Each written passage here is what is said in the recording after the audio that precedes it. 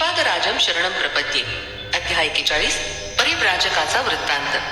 श्री भास्कर पंडित म्हणाले, श्रीपाद श्रीवल्लभ हे महासरस्वती, महालक्ष्मी, महाकाली, राजराजेश्वरी स्वरूप आहेत. त्यांच्यातील देवी तत्व त्यांचं अनुष्ठान करणाऱ्यांना कळतं.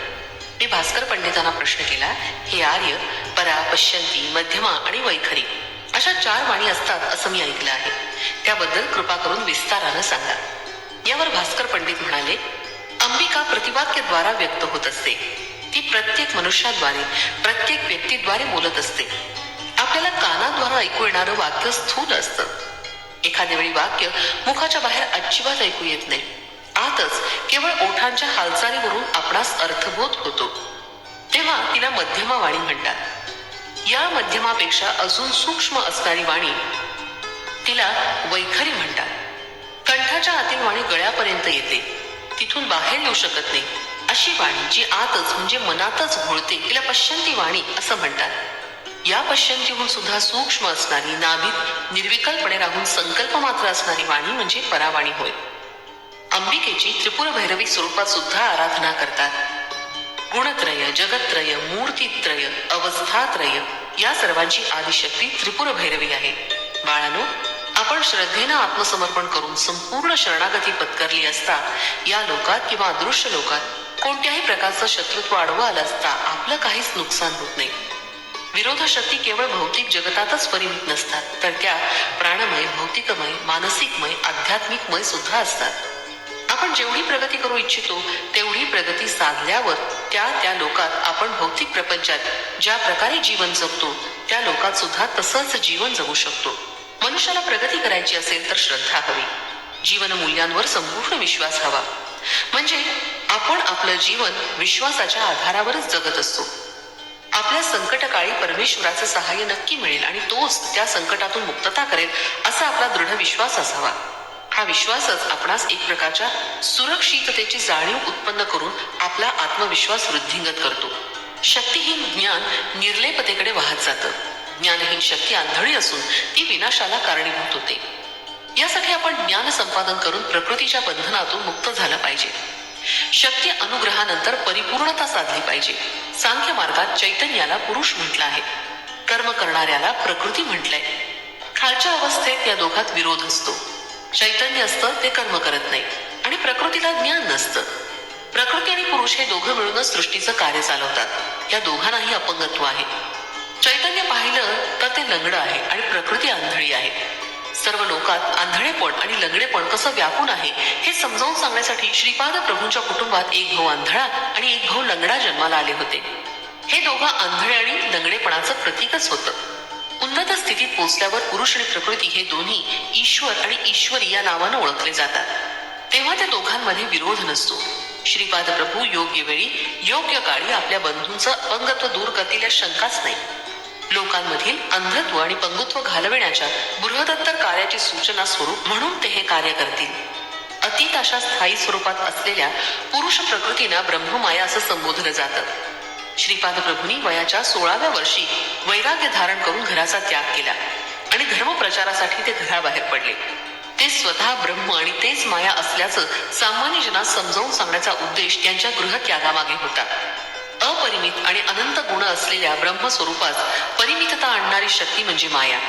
श्रीपाद प्रभूंचा पीठिकापुरम इथं जन्म घेण्याचा उद्देश ते अपरिमित ब्रह्मस्वरूपाचे असल्याने मायेसमोर न झुकता परिमित व्यवहार केल्याचं सूचित करणं हा होता.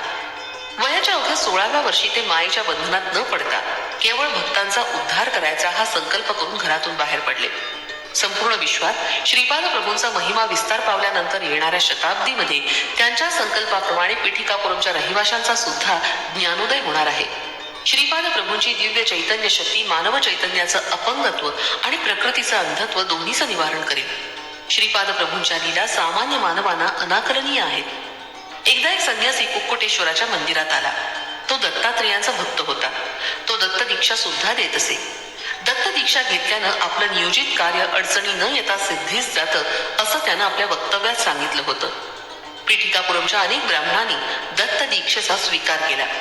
तो संन्यासी दीक्षा देऊन साधकाकडून दक्षिणा स्वीकारत असे. त्या दक्षिणेतील काही भाग तो त्याच्याकडून दीक्षित झालेल्या ब्राह्मणांना देत असे. अनेक ब्राह्मण आणि इतर कुलस्थांनी विचार विनिमय करून दत्त दीक्षा घेतली आणि गुरुदक्षिणा दिली.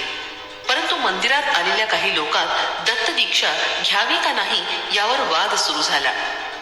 ब्राह्मण परिषद, क्षत्रिय परिषद, वैश्य परिषद यांचं एक संयुक्त संमेलन झालं. त्या संमेलनाचे अध्यक्ष बापनाचार्य होते. ते म्हणाले, श्री दत्तात्रेय प्रभू सर्वांचेच आहेत, त्यामुळे सर्वजण दत्त दीक्षा घेऊ शकतात. अष्टादश वर्णांच्या सर्व लोकांना संन्यासी महाराजांकडून दीक्षा घेता येते. दीक्षा घेण्याची ही सुवर्ण संधी सगळ्यांना उपलब्ध आहे. यावेळी ब्राह्मण परिषदेतील काही लोकांचं असं मत होतं की ब्राह्मण, क्षत्रिय आणि वैश्य लोक आचार संपन्न असल्यानं ते दीक्षेस पात्र असतात, परंतु शूद्र वर्णाचे लोक अनाचारी असल्यानं ते दीक्षा घेण्याचे अधिकारी नाही. त्यांच्याकडून दक्षिणा घेऊन आपण आपल्या तपश्शक्तीनं त्यांना शुद्ध करू शकतो. यावर बापनाचार्युलू म्हणाले, सर्व कुलामध्ये आचारवंत आणि अनाचारवंत दोन्ही लोक असतात. कोण आचारवंत आणि कोण अनाचारवंत हे सांगणं कठीण असतं. त्यामुळे सामूहिक कल्याण, स्थैर्य, क्षेम यावर दृष्टी ठेवून आपण दत्तहोम किंवा इतर यज्ञ यागादी कार्यक्रम करून संघातील क्षेम व स्थैर्य साधू शकतो. दक्षिणा घेऊन शूद्रांना दीक्षा न देणं म्हणजे त्यांच्यावर अन्याय केल्यासारखं मला वाटतं. दक्षिणा घेऊन आपण आपल्या तपश्शक्तीनं शूद्र लोकांना शुद्ध करून घेतल्यावर ब्राह्मण, क्षत्रिय आणि वैश्य लोकांचा सुद्धा उद्धार करू शकतो. याप्रमाणे कोणत्याही कुळातील लोकांना व्यक्तिगत स्वतंत्र दीक्षा देण्याची आवश्यकता नाही. याशिवाय दक्षिणेची रक्कम खूप अधिक ठेवली आहे. प्रत्येक कुलात गरीब लोक असतात, ते एवढी रक्कम दक्षिणा म्हणून देऊ शकणार नाही. आपल्याला एवढी मोठी रक्कम दिल्यावर त्यांना काही दिवस उपाशी राहावं लागेल. दक्षिणा ही ऐच्छिक असली पाहिजे. यथाशक्ती आणि श्रद्धायुक्त अंतःकरणानं दिलेली दक्षिणाच दक्षिणा म्हणून स्वीकारली पाहिजे, तरच श्री दत्तप्रभू संतोष पावतील. यावर तिथं जमलेले ब्राह्मण म्हणाले, महाराज, आपण आपल्या गावी आल्यावर त्यांचं स्वागत पूर्ण कुंभानं वेदमंत्रांनी केलं नाही. महाराजांनी स्वतः जनहित भावनेनं आपल्या सर्वांना दत्त दीक्षा दिली, परंतु आपल्या ब्राह्मण परिषदेनं मात्र त्यांना काही दिलं नाही. ही लाजिरवाणी गोष्ट आहे.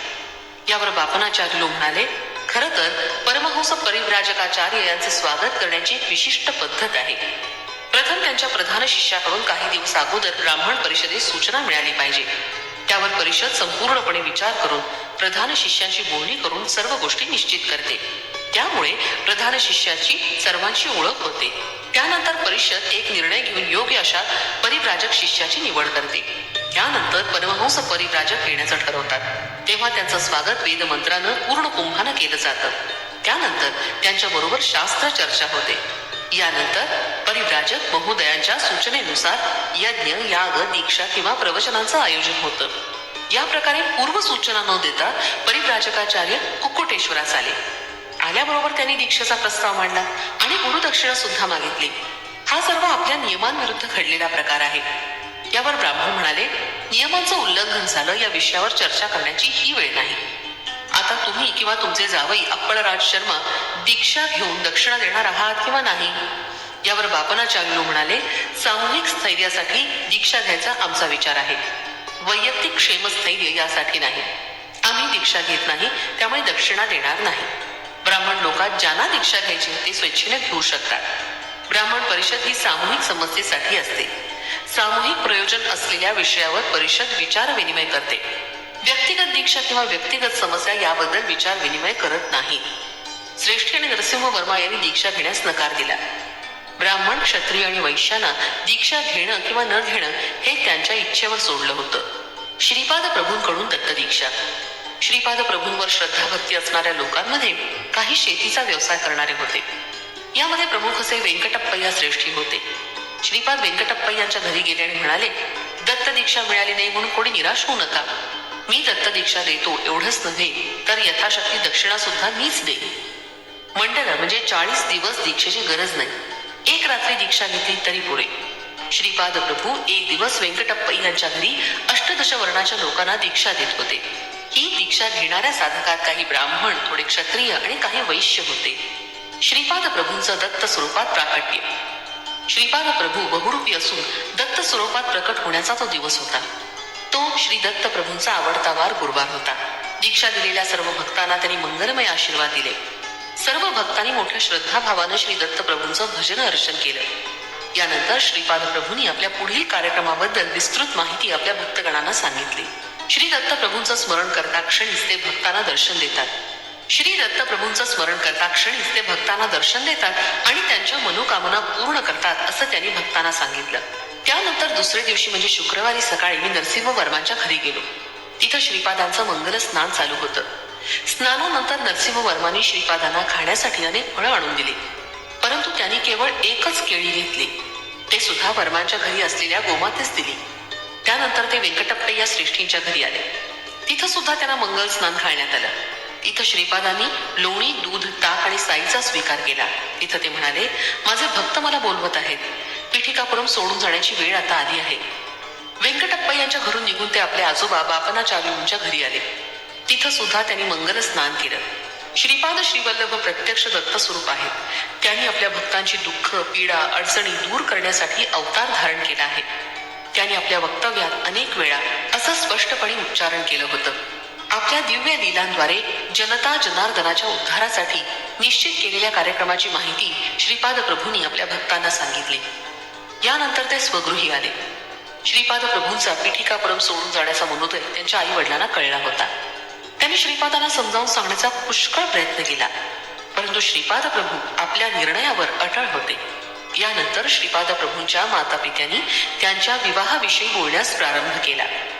त्यावेळी श्रीपाद म्हणाले, मी आतापर्यंत अनेक वेळा श्रेष्ठी आजोबांना, वर्मा आजोबांना अनघा लक्ष्मी समवेत दर्शन दिलं आहे. त्या दिव्य दंपतींनी श्रेष्ठी आजोबांच्या आमराईत विहार केलेला सर्वांनी पाहिला आहे. हे पहा माझे अनघा लक्ष्मी समवेत दिव्य मंगलमय स्वरूप. असं म्हणून श्रीपादांनी त्या दिव्य स्वरूपाच्या दर्शनाचा लाभ माता पित्यांना घडवून आणला. ते मंगलमय स्वरूप पाहून माता पिता अगदी भारावून गेले. त्यांच्या मुखातून शब्दच निघेना. श्रीपाद प्रभू पुढे म्हणाले, मी अवधूत स्वरूपात आलो असताना सांगितलं होतं की माझा विवाह प्रस्ताव मांडताच मी घर सोडून निघून जाईल. एवढं बोलल्यानंतर श्रीपाद प्रभूंनी त्यांच्या दोन मोठ्या भावांना स्पर्श केला आणि आपल्या अमृतमय दृष्टीनं त्यांच्याकडे पाहिलं. तत्काळ अंध असलेल्या बंधूस दृष्टी प्राप्त झाली आणि पायानं अधू असलेला बंधू अव्यंग होऊन चांगला चालू लागला. त्या दिव्य स्पर्शानं त्या दोघा बंधूंना ज्ञानप्राप्ती सुद्धा होऊन ते ज्ञान तेजानं तळपू लागले. हे दृश्य पाहून श्रीपादांच्या माता पित्यांना आश्चर्ययुक्त आनंदाचा धक्का बसून त्यांच्या मुखातून शब्दच फुटेना. तेवढ्या तिथं आजी राजमांबा, आजोबा बापनाचार्युलू, तसंच व्यंकटप्पा श्रेष्ठी आणि त्यांची धर्मपत्नी व्यंकट सुब्बमांबा, नरसिंह वर्मा आणि त्यांची धर्मपत्नी अम्मा जम्मा आले. श्रीपाद प्रभू सर्वांबरोबर आनंदात थट्टामस्करी करत बोलत होते. सुमती महाराणी तेव्हा म्हणाल्या, बाळा श्रीपादा, तू सर्व जबाबदाऱ्या पूर्ण करून जाईल असं म्हणाला होतास. तू अजून व्यंकटप्पा या श्रेष्ठींच्या घरची दूधबाकी, वत्सवांची दूधबाकी, मल्हादींची दूधबाकी पूर्ण केली नाहीस. यावर श्रीपाद म्हणाले, आई तू म्हणतेस बरोबर आहे. या 3 वंशातील लोकांना मी कधीच विसरणार नाही. मी जरी विसरलो तर तू आठवण करून दे. त्यांच्याकडून योग्य ती सेवा करून घेऊन मी त्यांना वर प्रदान करीन. तुझ्या माहेरच्या कोणत्याही एका घरी मी जेवणासाठी येत जाईल, परंतु दक्षिणा मात्र स्वीकारणार नाही. तुझ्या माहेरची माणसं माझ्याशी वात्सल्यपूर्ण भावानं वागतात आणि मला जावई असं संबोधतात. मी हा मानवी संबंध स्वीकारून त्यांच्या बरोबर जावयास शोभेन असं प्रवर्तन करीन. एवढं बोलून श्रीपाद प्रभू आपल्या पित्याकडे वळले आणि त्यांना उद्देशून म्हणाले, तात आपल्या दंडीकोट वंशात अनेक वर्षांपासून वेद परंपरा चालू आहे. आता माझे दोन्ही ज्येष्ठ बंधू वेदशास्त्र संपन्न होऊन मोठे पंडित झाले आहेत. ते आपली वेद परंपरा चालवतील. दंडीकोट वंशातील लोकांना मी कधीच विसरणार नाही. श्रीपाद प्रभू काही क्षण डोळे मिटून बसले आणि नंतर म्हणाले, आपले श्रीधर शर्मा पुढील एका जन्मी समर्थ रामदास या नावानं एक महापुरुष होऊन महाराष्ट्र देशात जन्मास येतील. नरसिंह वर्मा छत्रपती शिवाजी या नावानं जन्म घेऊन महाराष्ट्रात राज्य स्थापित करून श्री समर्थ रामदासांचं शिष्यत्व पत्करतील. याप्रमाणे आपले पूर्व संबंध बंधुरूपात स्पष्टपणे कायम राहतील. समर्थ रामदास स्वामींच्या नंतर श्रीधर शर्मा शिवग्राम अर्थात शेगाव क्षेत्रात गजानन नावाचा महायोगी होईल. त्याच्यामुळे शिवग्राम क्षेत्र महिमा अपरंपार वाढेल. राज शर्मा श्रीधर नावानं जन्म घेऊन महायोगी होतील. श्रीधरांची शिव परंपरा असलेल्या ह्या पीठिकापुरातील माझ्या अंगणात महासंस्थान निर्माण होणार आहे. व्यंकटप्पय्या श्रेष्ठींबरोबर असलेले आपले ऋणानुबंध स्थिर स्वरूपाचे होतील. एवढंच नव्हे तर त्यानंतर वत्सबाई कुटुंबातील लोक सुद्धा येतील. येथे सवित्रपन्नाचे पारायण होईल. असं बोलून श्रीपाद प्रभू थांबले. त्यांना वेदांचं पठण अत्यंत प्रिय होतं. कित्येक वेळा श्रीपाद प्रभू वेदांचं पठण चाललेलं पाहून अंतर्लीन होत. त्या त्यावेळी वेदपठण करणारे विप्रगण अत्यंत श्रद्धाभावानं श्रींच्या दिव्य मुखाकडे एकटक पाहत वेदपठण चालू ठेवत. श्रीपाद श्री वल्लभांचा जय जयकार असो. फलश्रुती लोकनिंदा परिहारार्थ